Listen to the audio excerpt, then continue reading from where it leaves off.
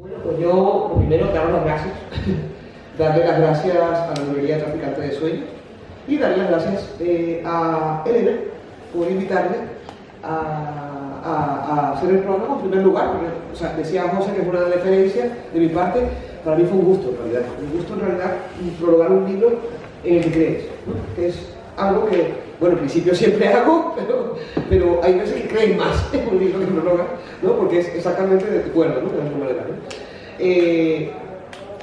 Sobre todo pues, en el ámbito político, pues no es fácil encontrar aquí ¿cómo decir? Prologar un libro que a lo mejor no, te gusta mucho, pero a lo mejor no es exactamente de tu cuerda, entonces no es fácil encontrar un libro de una compañera con la que estás completamente de acuerdo, ¿no? Y esto me ha pasado, entonces lo he hecho con muchísimo gusto, ¿no? Y bueno, yo felicito a Ediciones Fantasmas, aunque tú también seas la editora, y a José, por todo ese trabajo que estáis haciendo, por la colección de poesía por otros medios, por todas las colecciones que tenéis, el literatura incendiaria, que me encanta ese nombre, siempre me ha parecido precioso. Gracias por tus palabras también. Y bueno, iba a decir que pudieras llevar el libro, pero así te lo digo para los que estén oyendo, viendo en el vídeo, llevaros el libro, está en Traficante de Sueños, así que buscarlo, ¿no? Porque hay que ayudar a las pequeñas editoriales, como todos sabemos, hay también un mundo de trus editoriales que nos meten mesas de novedades llenas de horrores, ¿no? Y de librerías que tienen como un gigantismo literario, donde las mesas están compradas, las vitrinas están compradas, todo está comprado, ¿no? O sea, hoy celebramos este libro, para mí es una celebración, me parece, lo primero que quería destacar es que me parece muy bello el título, ¿no? Proceso de autoborrado, ¿no? O sea, de Elena Pedrosa, que yo también había puesto, o sea, te he copiado un poco, fotógrafa, artista visual, poeta y editora, ¿no? O sea, bueno, ahora que hablabas, José, de la poesía por otros medios, que es un término surrealista, ¿no? Acuñado por el Grupo Surrealista de Madrid y alguien más, creo, o parte, por lo menos por vosotros, que yo sepa, ¿no? Bueno, valoro la poesía concebida precisamente, personalmente, en la poesía concebida en un sentido amplio, en el sentido de rebelión, en el sentido de los románticos, los simbolistas y los surrealistas, ¿no? En el sentido de una herramienta de rebelión y de construcción de una vida cotidiana que merezca la pena ser vivida, ¿no? O sea, una vida cotidiana que no sea tan cotidiana, ¿no? Podríamos decir, ¿no? Bueno, yo voy a destacar algunas cositas que he visto en el libro, algunas las comento en el prólogo, otras no exactamente, no así, o no así, por lo menos, ¿no? Y empiezo porque, bueno, titulé el prólogo del libro, la poesía como desvelamiento, ¿no? Y lo inicio con una cita de Úrsula K. Le Guin, que era libertaria, como todos sabemos, pacifista, feminista, y además autora de ciencia ficción y de otros, y de fantasy, ¿no? O sea, magnífica, autora de un clásico, como sabéis, que murió hace algunos años.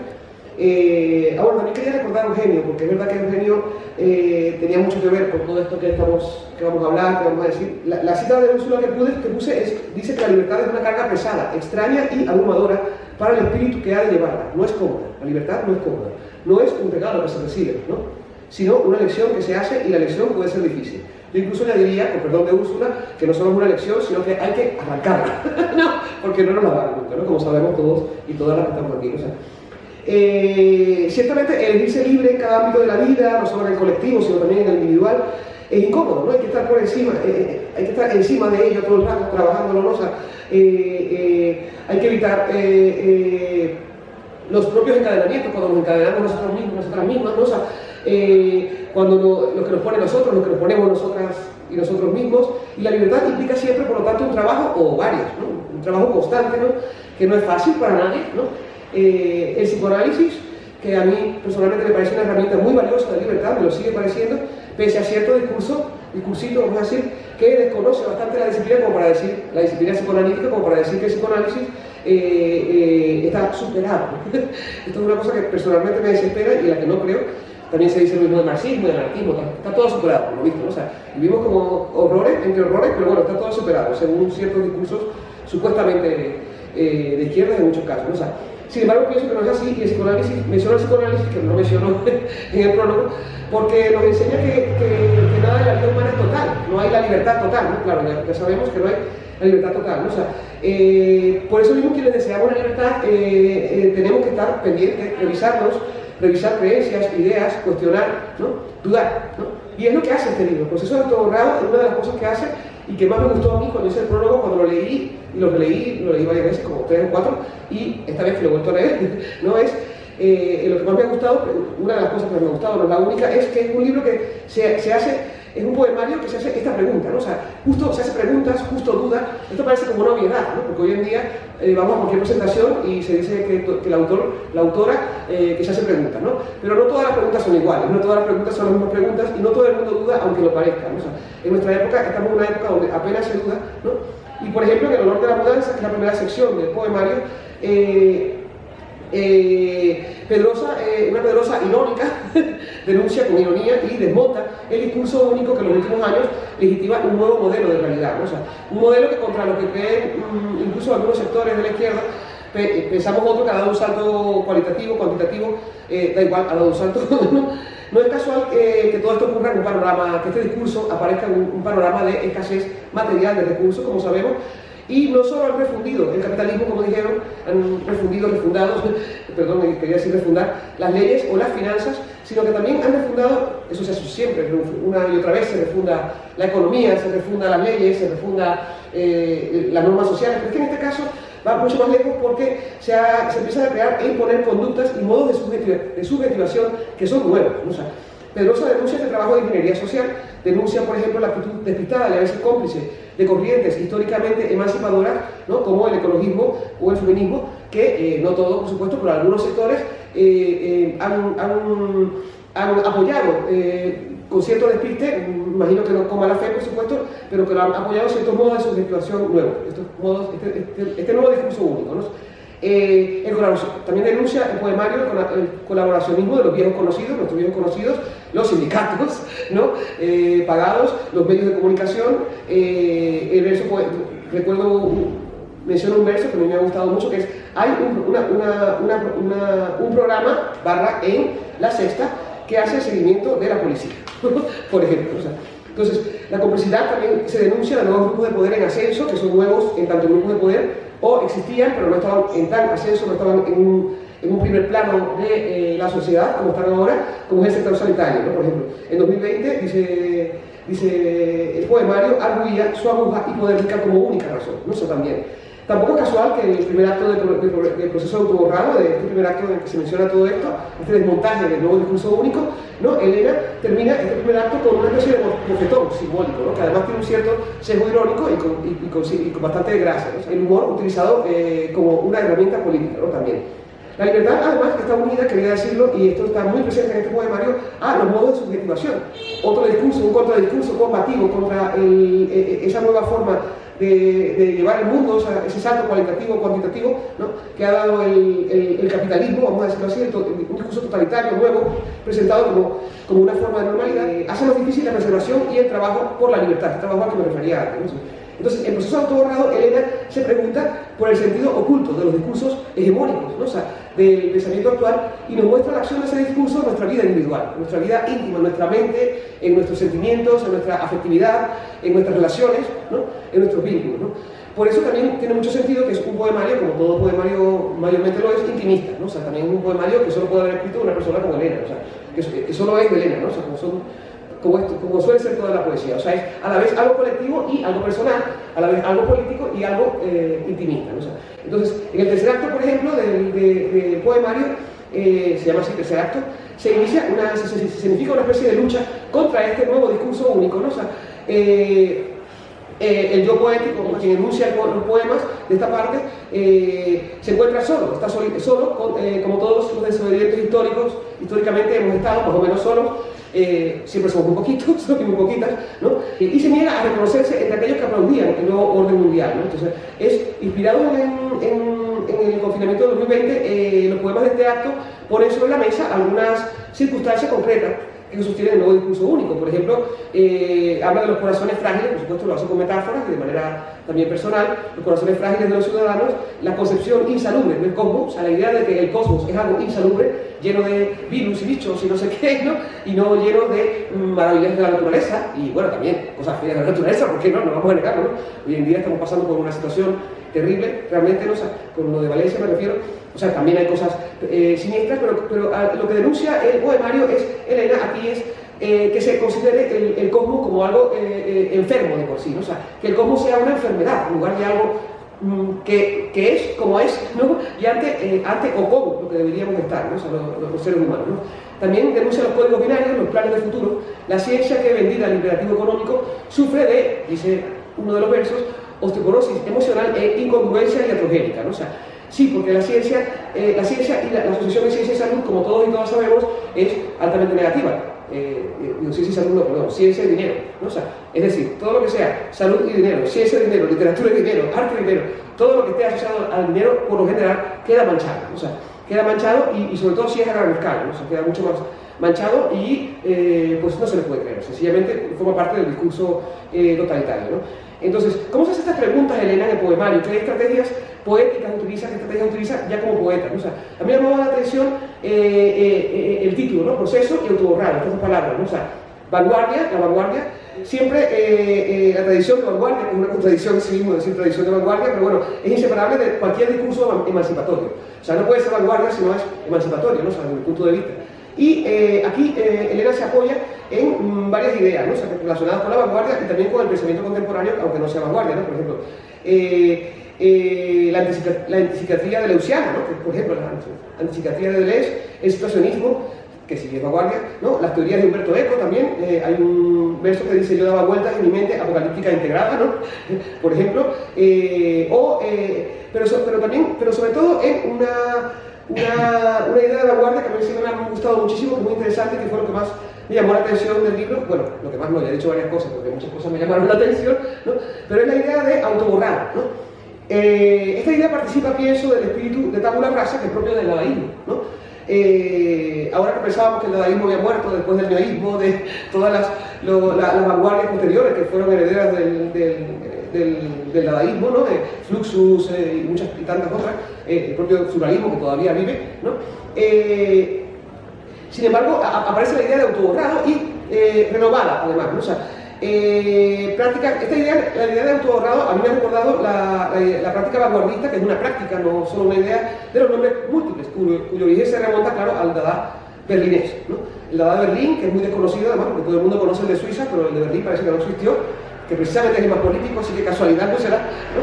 Entonces, de la época, en este dadaísmo aparece, en la época del dadaísmo berlinés, a principios del siglo XX, aparecen los nombres colectivos, ¿no? Que critican la exaltación del artista como sujeto, como burguesía individual, ¿no? Como élite, ¿no? El artista como personaje de la élite, que por lo tanto tiene no sé qué capacidades que solo tienen los dioses, ¿no? Otorgadas por los dioses, que no tienen los demás, ¿no? O sea, algo así como el capitalismo del alma, que dicen los del Grupo Surrealista de Madrid, que decía Eugenio Castro, ¿no? O sea, entonces, el artista como élite favorece, por supuesto, la mercantilización del arte, de la poesía, ¿no? O sea, entonces, claro, la práctica vanguardista, dadaísta, de los nombres múltiples, se inicia allí, pero luego a lo largo del siglo XX aparece por todas partes.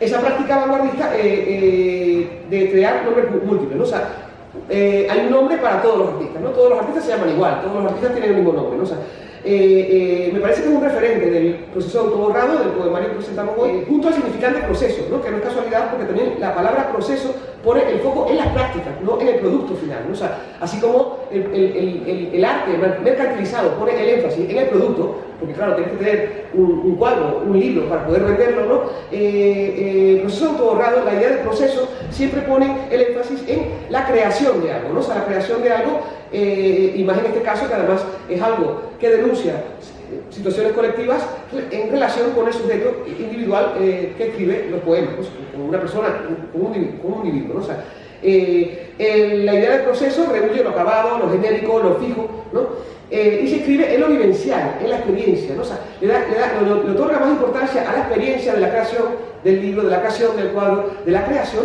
¿no?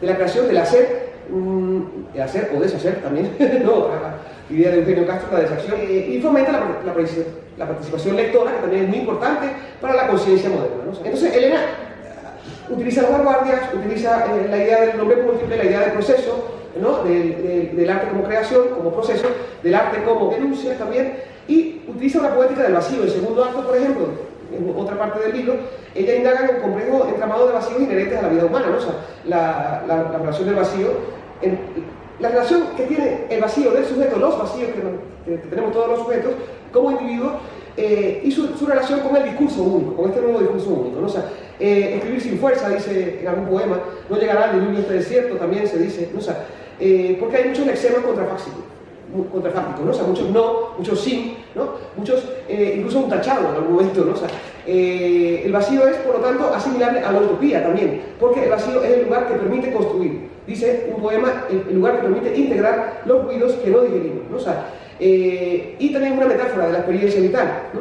La dificultad de hallar palabras para resistir en casos como lo que nos atacan en los últimos tiempos, ¿no? O sea, cuando el capitalismo nos ataca, cuando la sociedad nos ataca, muchas veces no tenemos palabras para decirlo, ¿no? O sea, entonces, para eso está la poesía, para poner esas palabras donde no puede existir un discurso racional o completamente racional, ¿no? O sea, la lucha contra todo esto se hace en este poemario con armas tan variadas como lo pasional, ¿no? Destaca lo pasional en este libro como manera de volverse contra la muerte, cito literalmente, que nos susurra al oído y reunir a los afines que prenden la mecha que arde, ¿no? O sea, la poesía, lo pasional reúne a las personas que estamos solas, a las personas que nos encontramos solas frente a todo este discurso único y totalitario, ¿no? O sea, el individuo elige el auto borrado en un acto consciente y voluntario, ¿no? El individuo, Elena, el yo poético, se elige como, de manera consciente y voluntaria, se dispone a un despojamiento absoluto que abarca todos los discursos del poder, los discursos más recónditos, los más escondidos y los más evidentes, ¿no? O sea, la pasión, que aparecía en la sección previa a la última, se une a esta especie de huelga identitaria, ¿no? O sea, entonces, ya dijo el poeta surrealista y anarquista André Breton que la poesía, al expresar el contenido latente de una época, ¿no? O sea, proceso de autoborrado, yo creo que sigue esta consigna y por eso mismo hace un trabajo precisamente de libertad, ¿no? O sea, eso es lo que yo creo, ¿no? Porque al fin y al cabo esto es poesía, no es ensayo. Entonces, una obra poética que se pare a reflexionar sobre la sociedad y que pretenda denunciar de manera activista una situación, como bien ha dicho ella, parte de una emoción, parte de cómo yo me he sentido, de lo que yo he ido viviendo, y en realidad la construcción luego estructural de este poemario es como una reflexión posterior, porque al inicio fue pues, como una emoción, versos que iban surgiendo, más desde las tripas, más desde algo pues, más surreal también, desde esa parte que nos lanza ahí escribiendo palabras y ganándolas. Y precisamente esa cualidad o esas diferentes facetas de las que ha hablado Inés, yo las centraría en este poema que se llama No pertenezco. Dice, ya no tengo casa, no reconozco al mundo, esta no es mi familia, no pertenezco. El tránsito celeste vuelve a la noche vacía. Hoy es la oscuridad. La luz respira hibernando su sueño de primavera.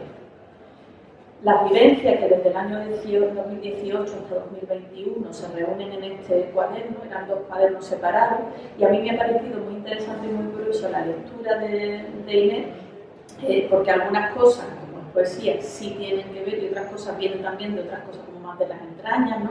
Hay muchas cosas, además, conforme vamos dando el libro y hablando con otros compañeros, es como que al final es un todo y se lee como un todo, ¿no? Pero claro, ahí hay algunas cuestiones familiares, personales, de circunstancias que van ocurriendo, ¿no? Y eso es lo de la mudanza, es verdad que la riqueza polisémica de nuestro lenguaje, ¿no? Pues por una parte es una mudanza real, pero por otra parte sí es verdad y se nota en esa percepción gris, en esas situaciones que yo iba viviendo, que es como, de alguna manera, estaba intuyendo que había un cambio de mundo, que había un cambio de vida, que algo iba a ocurrir o algo estaba ocurriendo, ¿no? Como cuando se ve el cielo así un poco gris, amarillo, antes de la tormenta, ¿no? Era un poco eso. Entonces ese primer acto sí que reúne ese momento en el que hay un cambio de ciudad, ese momento en el que hay un cambio de vida y que obedece precisamente también a un acoso laboral que yo viví por parte de los compañeros. Entonces por eso también me pregunto, decía Inés en las preguntas, ¿no? Me pregunto sobre esos movimientos que supuestamente están para arroparnos y para hacernos más fuertes, para empoderarnos, cómo sucede que de repente lo que hacen es machacarnos, ¿no? Cómo se supone que desde esa sensación de acoso que yo he vivido y de desvalimiento, por eso también que hubo ahí en la palabra, ¿no? De sentirme desvalida, de sentir que no pertenezco a nada, de sentirme sola, cómo lo volví a vivir luego a partir del 2020 en un momento en el que el mundo se estaba desintegrando y convirtiéndose en algo que no me acompañaba. Yo vivo en un paradigma de salud desde hace muchísimo tiempo que me ha salvado la vida y es un paradigma de salud distinto al que nos imponen desde estas circunstancias políticas que hemos vivido. Un consenso social que favorece a un entorno y que no favorece a otro. Y que yo me gusta mucho comparar con el tema del respeto al medio ambiente, ¿no? Vivimos en un ecosistema, no vivimos en un monocultivo. Igual que estamos intentando que todo vaya hacia la producción, tendiendo a una única manera de producción agrícola, pues siento que estamos intentando que todos vayamos a una única manera de estar en el mundo y a una única manera de comportarnos. Entonces, pues precisamente yo en este caso me he sentido distinta, diferente, totalmente apartada de lo que es la normalidad. Y entonces desde ahí también me he sentido acosada socialmente. Y de ahí surgen también algunas de las preguntas, ¿no? Entonces este proceso de autoborrado viene a querer reivindicar más y yo le agradezco a Inés que lo haya enfocado dentro del dadaísmo, de todos estos movimientos, porque también es un movimiento artístico, es decir, yo llevo muchos años trabajando por la producción artística y por hacerme un personaje artístico, y en el momento en el que decido dedicarme a mi vida, a mi salud, a mi entorno y autoborrarme del panorama artístico, decido autoborrarme del mapa social en el que estoy que no me representa, decido autoborrarme de ese intento una y otra vez contra la pared de estar en los entornos en los que la gente pueda reconocerme y pueda acompañarme y al final surge de esto, ¿no? Es un autoborrado como mujer productiva capitalista, es un autoborrado como artista dentro de un sistema que no considero que sea el más sano y es un autoborrado dentro de si la sociedad va a seguir así, perdón, como decía Mafalda, que yo me bajo. Entonces me integro dentro de mí y gracias a que tengo afines y a que encuentro afines en esta manera de funcionar, hoy puedo tener el valor de estar aquí porque no he tenido el valor de poder decir esto a las personas a las que quiero, a las personas que están en mi ámbito político, social y laboral. Y ahora sí estoy teniendo ese valor gracias precisamente a esa fuerza de los afines, que creo que es lo que al final pues, reivindica este proceso de autoborrado, ¿no? Que lo que nos queda es las personas que están al lado ofreciendo su cariño y su apoyo para que crezcamos fuertes, que es lo que se trata.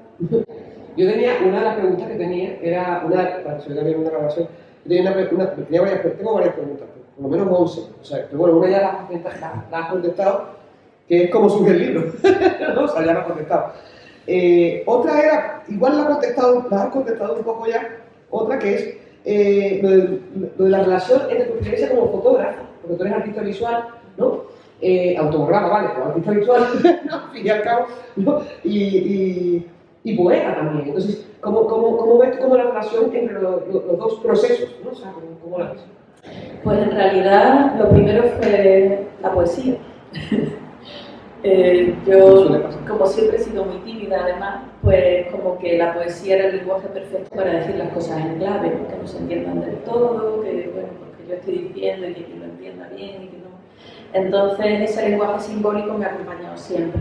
Cuando yo empecé a estudiar comunicación audiovisual y descubrí la imagen, pues se me ofreció un mundo de posibilidades increíbles, porque precisamente ese lenguaje simbólico que es la imagen, con esa multiplicidad de significados, acompañaba a lo que yo quería decir con el texto. Entonces, una ha llevado a lo otro y en realidad los dos se han convertido al final en una manera de expresar. Yo no concibo ni la poesía ni la fotografía ni como una profesión, ni como un trabajo, ni como algo que yo tenga que hacer y que me siente hacer, sino es como un impulso, como un vómito, como en un momento dado si necesito hacer uso de una herramienta, ya sea la escrita o ya sea la imagen, la voy a utilizar para decir lo que quiero decir, lo que estoy sintiendo, lo que estoy pensando y lo que quiero que otros conozcan. Así que no. Tengo una pregunta difícil, que es, o sea, la pregunta es literalmente, ¿qué puede aportar la poesía a la sociedad hoy? O sea, ¿qué crees tú que puede aportar la poesía? Bueno, la poesía y en tu caso las artes visuales también, la fotografía, pero bueno, estamos hablando de un libro de poesía, estamos hablando de un poemario, entonces, ¿qué puede aportar la poesía y este poemario al estado de cosas de la sociedad hoy, ¿no? O la poesía en general. Pues la poesía en general puede ofrecer verdad, autenticidad y belleza. Hablábamos antes con los compañeros de la poesía por otros medios, aclaramos que la poesía escrita, la poesía que se escribe para que quede bien, para que rime, para que sea bella, la poesía que quiere a lo mejor lucimiento personal, al final no es esa poesía que están defendiendo el grupo surrealista en esos textos que hablábamos, porque en realidad la poesía por otros medios es la poesía de la vida, la poesía de la revolución, la poesía del hacer y no del escribir, ¿no? Pero nosotros lo trasladamos a esta colección y al final mi libro surge también de ese impulso, porque entendemos que en muchas ocasiones, y en el libro hay un poema dedicado a los tímidos, Sí, en muchas ocasiones algunos utilizamos más el lenguaje escrito porque nos cuesta más utilizar a lo mejor la acción o el lenguaje hablado.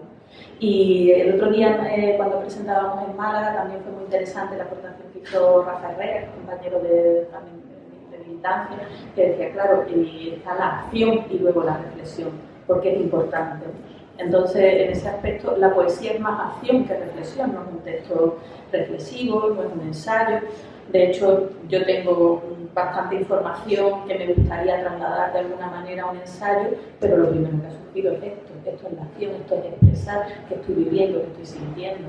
Entonces, como poemario puede aportar a otros el que se sientan a lo mejor reflejados, y igual que ocurre con la fotografía, que al final es espejo, puedan ver, bueno, pues yo me he sentido así, esto me ha pasado a mí también, siento algo de empatía y me siento acompañado, ¿no? El objetivo de este poemario es que acompañe y que quien no haya acompañado en su momento, a lo mejor al ver desde la emoción cómo yo he vivido esto y cómo yo he sentido, pues pueda decir, ostras, pues voy a acompañar a otros que se hayan sentido así, o en otras circunstancias me voy a ocupar más de acompañar que de a lo mejor reivindicar o acusar o estigmatizar, ¿no? Entonces, por esa parte, este libro pretendería eso, si es que lo consigo. Yo creo que es un libro que acompaña mucho, ¿no? Por cierto, y lo de acompañar, yo cuando acompañar, porque la poesía como método de compañía, qué bonito, ¿no? No lo había nunca. Y ahora que hablamos de compañía, se me ha ocurrido, tenía una pregunta un poco así, que era la de todo escritor se escribe en una especie de familia literaria, ¿no? Escritor, artista, todo sujeto. Nos vivimos en una familia, pero si tenemos que ver con los libros, estamos relacionados de la manera que sea con los libros y estamos acompañados también por otros libros, utilizando tu palabra, por otros libros, por otros cuadros, por otras personas que han hecho lo mismo que nosotros o que lo quieren hacer, ¿no? ¿Cuál es? Entonces yo lo que te iba a preguntar era como que nos inscribieran en tu biblioteca. Siempre tenemos como fiebre en nuestra biblioteca, ¿no? Fiebre, cuando me dio la fiebre de no sé qué, cuando me dio la fiebre de no sé qué. Eso lo dice Ángel Zapata, por ejemplo, lo dice mucho, ¿no? Entonces yo, por ejemplo, tengo una fiebre de decadentismo y tengo una biblioteca de decadentismo que ya no la leo, no sé, la leo a veces, pero esa fiebre, ¿no? Esa biblioteca y esos autores que nos acompañan, ¿no? Bueno, pues tengo aquí, por ejemplo, hablando de compañía, a compañeras como Tania Galvez, como Claudia Esteban, como Casita Rodríguez, en otra línea, ¿no? que al final me llevan a esa sintonizar con mi feminidad, con mi cuerpo, con mi mujer como sujeto y como biología. Tengo todo el ámbito del surrealismo, por supuesto, que yo, pues, la verdad, y he de confesar que no he sido muy lectora de poesía, sí, más de ensayo. Tengo todo el ámbito del antidesarrollismo. Yo siempre digo que uno de mis libros favoritos es Ensayo sobre la libertad en un planeta frágil, de José Ardillo, que vienen así como distintos fragmentos que nos situarían muy bien en este momento de malentendido ecologismo, de crecimiento hacia algunos movimientos bastante más interesantes de lo que nos está ocurriendo. Y luego, por otra parte, pues sí que tengo una tendencia como muy a cierta parte de la mística, tanto poesía, Fray de León, Santa Teresa de Jesús, porque me viene, fijaros, bueno, que tiene que ver la poesía con la mística, la política con la mística, pues de una de mis grandes miradas, que precisamente lo hemos utilizado como colofón del libro, ¿no? Simone Weil, que en este caso decía el colofón, lo voy a leer: proceso autoborrado, cuarta referencia de la colección poesía por otros medios, se terminó de imprimir en junio de 2024, 90 años después de la publicación de las reflexiones sobre las causas de la libertad y de la presión social de Simone Weil. Y quizá este poemario está muy impregnado de ese reflexionar y de ese preguntarse sobre esas causas de la opresión social, ¿no? Cuando yo voy preguntándome qué pasa con mi familia, qué pasa con mi entorno, qué pasa con mis compañeros, que reproducen este sistema de opresión social, ¿no? Simone Weil fue filósofa, fue activista, estuvo en la Revolución Española, militando como luchadora. Luego se preguntó mucho sobre esa conexión espiritual de la persona con ese otro aspecto que desgraciadamente se ha denostado mucho por la tergiversación de lo religioso, ¿no? Y ese malentendido progresismo que dice que tenemos que dejar de lado esa conexión de lo que somos como esencia. Entonces esa parte poética, mística también está bastante impregnada ahí y creo que tiene bastante que ver conmigo. Y bueno, yo tenía, no sé si alguna última pregunta que una pregunta me gusta hacer, que es, siempre pregunto, ¿cuál es describe tu lector ideal? Pero ahora te preguntaría, ¿cuál es el lector ideal para proceso de autoborrado? Imagínate el lector ideal de proceso de autoborrado. Es que el problema es que cuando yo he estudiado comunicación, publicidad, todo eso me suena como a público objetivo y digo, no, por favor. Porque, no, por eso digo, el lector ideal para proceso de autoborrado. Iría mucho en lo que decía antes. Por una parte, pues alguien que se haya sentido como yo me he sentido en esos momentos, en momentos de acoso laboral, en momentos de no sentirse dentro de la sociedad y del mundo, en momentos de acoso social, y que pueda servirle de alguna manera para sentirse más aliviado y más acompañado. Y luego, por otra parte, pues alguien que en algún momento haya incidido en ese presionar a alguien, en ese estigmatizar a alguien, en ese formar parte de ese mecanismo de opresión que al final nos lleva como si fuera un tsunami cuando no nos paramos a pensar bien las cosas y a reflexionarlas, para que abra un poquito los ojos y se dé cuenta de que, bueno, en próximas ocasiones tiene que acompañar y apoyar un poquito más a que se están sintiendo agredidos, ¿no? Así que en muchas ocasiones, y sobre todo con esta circunstancia que hemos vivido del COVID, como que había mucha tergiversación del, bueno, es que eres insolidario, bueno, es que estás pensando en tiempo de pensar en toda la gente que ha muerto. Y ya había algunos, voy a leer algunos juegos sí, también, ¿vale? Porque creo que también el sentirse cerca de cómo se han vivido otras cosas y ver precisamente en el colofón hemos utilizado una fotografía mía que pone un paso de peatones en Edimburgo, que los anglosajones ponen mira a ambos lados, ¿no? Entonces, porque quizás si miramos a ambos lados y no solo a una parte, solo miramos la cara B y no solo la cara A de cómo nos están contando las cosas, pues igual puede ser más interesante también. Porque se ha hablado de niños y yo pues con sobrinos, porque no tengo hijos, con los que me he relacionado, pues por ejemplo me inspiran cosas como este poema. Me pasé los años esperando a que crecieras para poder regalarte pensamientos que nunca habías pensado. Ahora me paso los días esperando a que los medios y el gobierno me den permiso para poder tocarte. El problema es que mientras se nos acaba la vida y tú no sabrás ni quién soy cuando vuelvas a verme. Soy docente, he estado dando clases en bachillerato durante este momento de la pandemia y entonces me di cuenta de cómo crecen tan rápido y les pilló en un momento en el que la construcción de su personalidad, de su propio yo y de su relación con el mundo y con cómo se construyen a sí mismos estaba cambiando de manera muy rápida. Entonces el hecho de decir es que, bueno, han sido 2 años en los que yo no he visto a mi sobrina, por ejemplo, pero es que en esos 2 años es otra persona y ya no me conoce. Entonces ya la he perdido para siempre. Has perdido esa parte vivencial, ¿no? Es lo que decía que está como el poemario, lo vivencial, que está muy presente. Luego se ha hablado de ancianos, y yo aquí pues hablo de 2 ancianas que han vivido esta situación de manera muy diferente. Vas de un lado a otro del balcón como quien enreda la madeja que se ha desbaratado, entrenando tus piernas ancianas, mientras mantienes fuerte tu corazón a pesar del miedo. Yo paso fugaz de vuelta de la otra vida y con los ojos empañados en lágrimas de no verte. En la otra casa, tu hermana resiste otras tormentas a su manera. Siempre fuisteis tan distintas. Nada es peor que soportar el hambre, el desprecio, la muerte o el engaño. Pero esto os ha pillado mayores y merecíais la calma tras tanta vida difícil. Tendrán que asumir el riesgo de tu cuerpo fuerte y sano frente a la muerte inyectada que nos impone. Que tú la vivas como una salvación no me consuela. Tengo miedo de no tener más tiempo para abrazar si esto realmente no acaba nunca. Y son esas situaciones en las que hemos vivido que las cosas eran de una manera, pero también si rascamos vemos situaciones en las que otras personas las han vivido y las hemos vivido de otra. Yo tenía varios también, que los tengo casi memorizados, ¿no? Por ejemplo, lo fácil, ¿no? Por ejemplo, un poema muy bello, ¿no? O sea, no sé si la rigidez de tu cuello, el desdén del rictus de tu rostro, el vacío rugiente de esa piedra pomes que vistes como alma, se deben a la falta de amor, el exceso de rectitud o la ausencia de problemas reales en tu vida. Lo fácil sería desearte que alguna vez tuvieras que pasar tú por esto que yo estoy pasando. Lo fácil es mirar las noticias del periódico en vez de mirarme a los ojos y ver. Y otra que era igual que el miedo, que me parece muy buena. Y entonces veo cómo comienzas a desvanecerte, difuminando tus contornos, desmaterializándose, átomo a átomo. Tu imagen se va borrando, cada vez más desvaída, como una seda tenue que ya no guarda corporeidad ni forma, hasta volverte fantasma, sueño o humo, y ya no eres, ni serás, ni has sido, no estás, te has borrado de mí, igual que el miedo.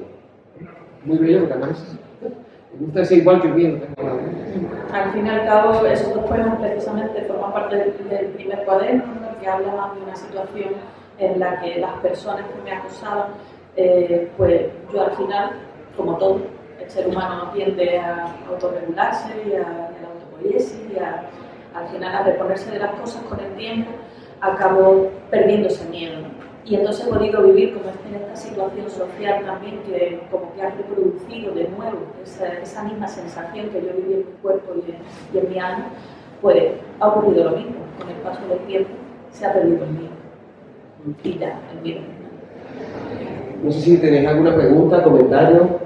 Yo tengo muchas preguntas porque como todavía no he podido comprarlo, a ver si lo compro ahora y me lo leo, tengo muchas ganas. Y me llama mucho la atención el título, a lo mejor ya lo habéis tocado muchas veces, pero sí que me gustaría que explicaras qué es autoborrarte para ti. Sí, comentaba que tiene como triple vertiente, ¿no? En el arte, en la economía, en el sistema político estatal. Al final, no sentirme que pertenezco ya a un sistema que está en decadencia, que se diluye. Por una parte es un autoborrado del mundo del arte, es decir, no voy a seguir ahí intentando ser un personaje que no me representa como persona. Quizás todo esto que he vivido me ha hecho darme cuenta de que mi manera de estar en el mundo tiene que ser otra y mi propio respeto a mí misma, a mi cuerpo, a mi vida, a mi entorno y a las personas que forman parte de ese entorno, pues pasa por parar. Es necesario, ¿no? y borrarme de ese sitio que me hacía no parar. Por otra parte, un autoborrado como cancelación de la sociedad, ¿no? Pues ya que me van a cancelar, ¿no? Y comentaba, que no lo he comentado antes, en otra presentación, que lo del segundo poemario, que es la parte que va más dedicada a esa situación de acoso social que yo viví cuando la pandemia COVID y todas las medidas disciplinarias, pues yo fui colgando en redes, en las historias de Facebook, uno a uno, esos poemas que tienen números, ¿no? Que van numerados, y entonces en el momento que empecé a hacerlo fue como, bueno, ya está, me van a borrar, hay gente que no me va a hablar, hay gente que no me va a incluir en sus proyectos, económicamente o dentro de lo que es el área laboral va a haber gente que me va a cancelar y me da igual, porque esto es lo que yo soy, esto es lo que yo pienso, esto es lo que son mis principios y necesito sentir que esto tiene un valor, porque como la sociedad y la gente en general está quitando valor a algo que realmente me ha construido como persona durante tantos años, que es el paradigma de salud que me hace estar viva en estos momentos, pues yo tengo que decir qué es lo que estoy viviendo y cómo lo estoy viviendo para poder reafirmarme. Algunos compañeros han dicho que por una parte es como un autoborrado, pero en realidad es también una reafirmación, ¿no? Porque ese momento en el que digo que me da igual ya lo que digan los demás, me da igual lo que diga la sociedad sobre lo que yo soy, porque yo me voy a reivindicar en lo que yo siento que soy. Al final me reafirmo también. Entonces, por una parte eso y por otra parte lo otro. Y ese autoborrado como mujer capitalista, claro, que es importante también. Me cuenta de que, y está ahí también en esa primera parte del poemario en la que hablo precisamente del acoso laboral por parte de los compañeros, y yo luego he querido trabajar mucho con mujeres para poder reconciliarme con esa feminidad destrozada, ¿no? Es decir, yo creía que mis afines me iban a apoyar. Pues de alguna manera, reflexionando, me di cuenta de que viene de ese tener que estar cada vez más arriba en la escalera, y que claro, si hay otra que está más arriba, pues la tienes que pisar con el tacón de aguja para que no suba y para poder estar tú arriba, ¿no? Entonces ese techo de cristal que nos han dicho que tenemos que romper, al final a toda costa y pisando a quien sea, pues tampoco me representa. Es que me parece muy interesante porque ahora que estamos hablando de lo del COVID y todo esto, aparte que me siento muy identificada con los poquitos minutos que te he escuchado, digo, el tema del acoso, cómo vives el acoso y de repente llega el acoso institucional. Y es que el título de tu libro, no sé si os habéis dado cuenta, cómo el libro este de Klaus Schwab del Foro Económico Mundial se llama El Gran Reinicio. Sí, hemos hablado de eso, sí. No, claro, y es que, claro, es que digo, de repente digo, ellos están con el gran reinicio y tú estás con el autoborrado. Y te estás también a la vez reescribiéndote, claro. Y es curioso, ¿no? Que lo que pasa es que no nos estamos a lo mejor reescribiendo en el sentido que ellos quieren, ¿no? Entonces somos un poco los resistentes, los que no tenemos smartphone, los que estamos ahí resistiendo con el móvil del abuelo y que no pasamos por el aro, los que cuando llegue el momento de los implantes no nos lo pondremos, a no ser que nos obliguen. O sea, toda esta revolución de la industria 4.0 me parece, alucinante el título, y que viene muy al caso de la época en la que estamos, por lo que estamos pasando, o sea que vamos. Muchas ganas de Ahí leerlo. hablaba de la huelga de arte, por ejemplo. Sí, de la huelga de arte que tuvo su primer origen en el dadaísmo berlinés, ¿no? Y hablaba de la huelga de arte porque me llamó la atención la idea de borrado y la idea de autoborrado, de borrarte a ti mismo y de proceso. Entonces, claro, o sea, porque el proceso elimina, lo que decíamos era que el proceso elimina la mercantilización, porque no hay producto, ¿no? O sea, hay procesos, hay vivencias, experiencias, todas estas vivencias, experiencias que te quitaron con tu sobrino, ¿no? O sea, todas esas vivencias, experiencias que nos borraron. Entonces la respuesta de Elena es me borro yo, ¿no? Me borro yo de ti, o sea, es como una respuesta que está muy bien, porque no es una respuesta victimista, ni una respuesta, no, o sea, es una respuesta muy interesante. Al final es eso, ¿no? Es decir, bueno, si nos damos cuenta de que nosotros creamos el mundo y nosotros no hacemos mundo, lo han dicho mucho los sindicatos de base, los sindicatos... Sí, los de base, los que no son para... Si tú no produces, no existe el poder que tiene el otro, ¿no? Si tú no creas arte, no estás alimentando el sistema que está corrompiendo lo que es la verdadera esencia de lo que es el arte, ¿no? Si tú no estás haciendo uso de lo que ellos quieren que tú hagas uso, al final es hacer huelga, ¿no? Resistirse, es hacer huelga de todas esas cosas que se supone que tenemos que ser cuando en realidad y en esencia somos otras, ¿no? Yo ahí sí que le quería hacer también pues un poco en la reflexión sobre lo sanitario, ¿no? Como muy incongruente. Mira, pues ya que lo habías pensado tú y lo tengo aquí justo, pues voy a leer primero este, ¿no? De distancia social, que viene un poco en la línea de lo que hablaba antes, ¿no? De pensar en ese, mira a ambos lados, mira cómo se están sintiendo otros también, ¿no?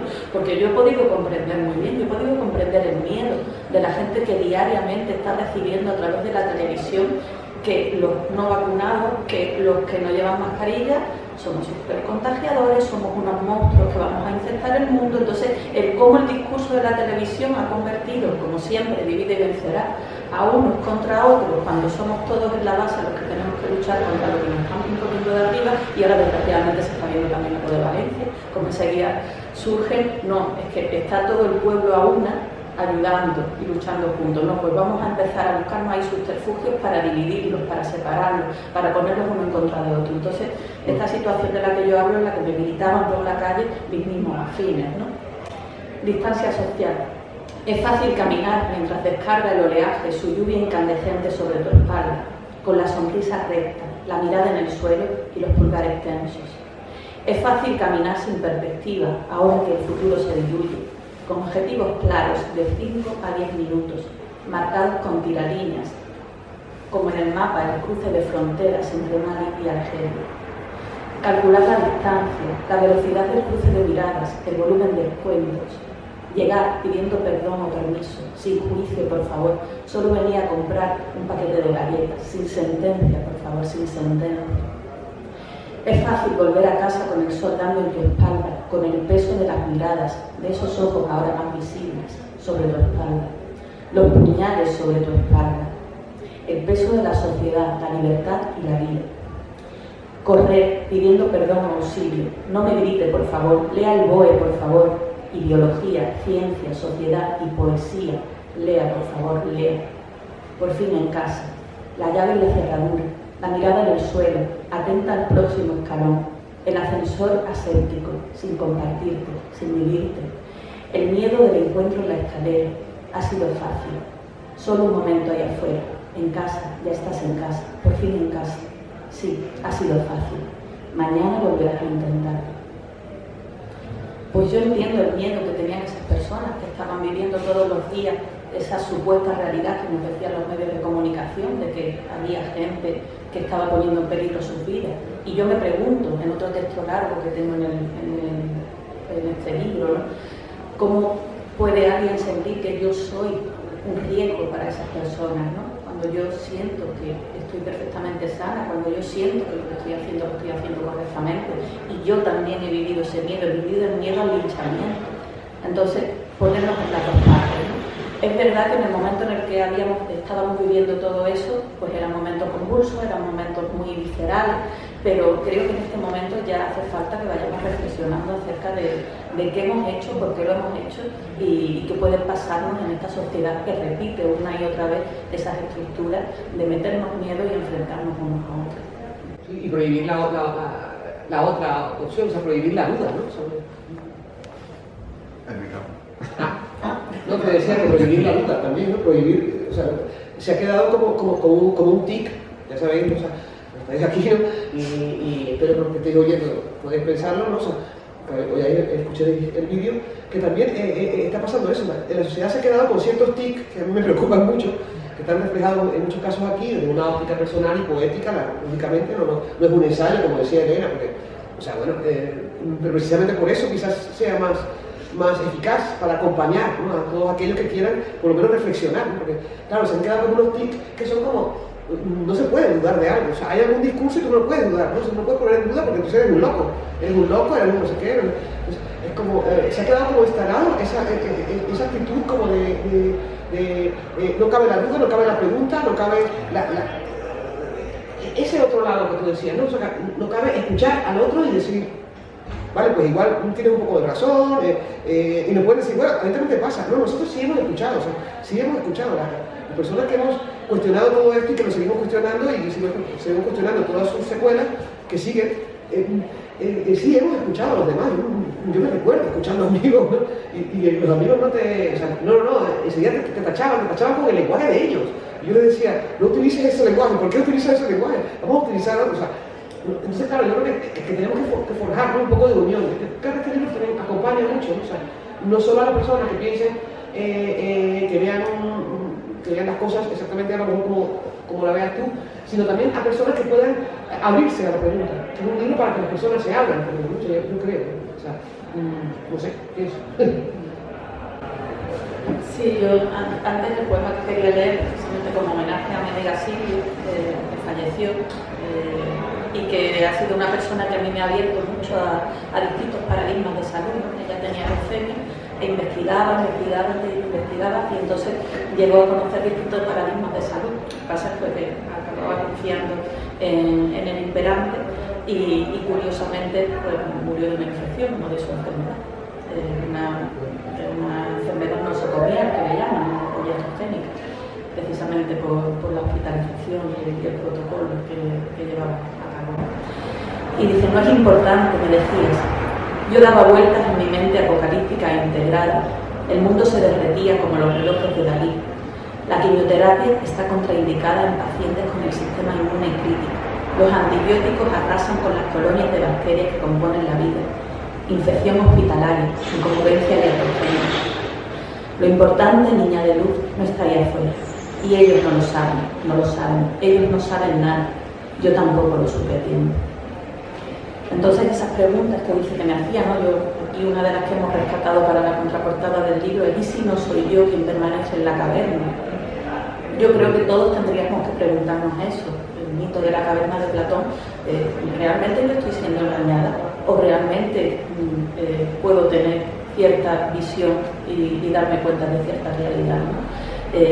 Tenemos amigos, compañeros, militantes que son biólogos, son médicos y que hablan de cómo la ciencia y la medicina en concreto se ha quedado como en unos dogmas muy concretos que no dan opción a otras investigaciones posteriores que existen y que hablan de esa importancia de que somos virus y bacterias, de que realmente no existe una amenaza contra la salud, porque precisamente hay otras maneras de mantener la salud. Yo todo eso empecé a investigarlo gracias a mi compañera.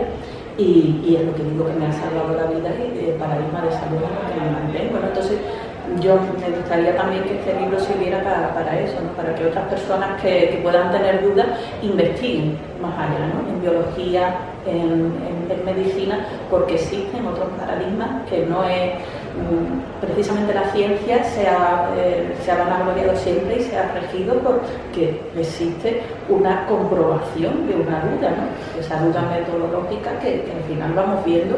Entonces no podemos quedarnos en esto, así se comprobó hace un siglo y es así porque es así, ¿no? Sí, o dice Mecanito. Si hay dudas tenemos que seguir preguntándonos, porque a lo mejor estamos equivocados y la experiencia nos dice a lo largo de la historia que ha habido cuestiones que hemos llevado por un lado y que estábamos equivocados que al final van por otro. Entonces creo que tenemos que seguir preguntándonos y nada, tenemos que seguir expresando a través de la poesía. Yo me quedo con dos cosas de tu poemario y de tu intervención. O sea, el cosmos no es algo enfermo, es algo sano. No lo digamos sano, el cosmos es el cosmos, no es algo enfermo, no es una enfermedad. O sea. Y la idea de que este libro es para acompañar. No sé si quieres decir alguna cosa y ya se acaba. Yo cierro con el autoborrado. Que precisamente a mí me ha dado no el hecho de decir me oculto y me siento mal, sino me oculto y me siento libre. Posiblemente hoy sea el primer día de mi autoborrado, punto a punto, línea a línea, de derecha a izquierda, en sentido inverso a las agujas del reloj. 3, 2, 1, 10. Muchas gracias.